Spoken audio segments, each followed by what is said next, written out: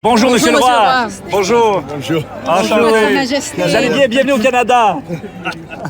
Et voilà, c'est fait. Le roi Charles III a prononcé le discours du trône dans la Chambre du Sénat à Ottawa. Il a donc ouvert la 45e législature du Parlement. Et même si c'était assez subtil, il en a quand même profité pour passer quelques messages au président américain Donald Trump.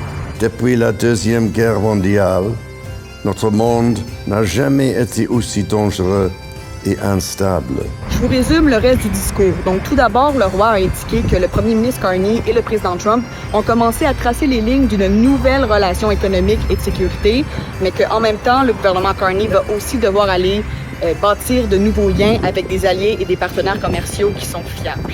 Il a aussi rappelé les promesses fortes de Mark Carney durant la campagne électorale, donc essentiellement baisser les impôts pour la classe moyenne, mettre fin aux barrières commerciales entre les provinces et construire plus de logements pour en faire baisser le prix. Le roi a d'ailleurs livré plusieurs parties du discours du trône dans un français presque impeccable. La langue française et la culture québécoise sont au cœur de l'identité canadienne. Elles définissent le pays que les Canadiens, les Canadiennes et moi aimons tant. Le passage du roi a entraîné un paquet de cérémonies un peu partout en ville. À leur arrivée au Sénat, le roi et la reine ont reçu le salut royal de la garde d'honneur du Régiment royal canadien. Ça a été suivi par 21 coups de canon.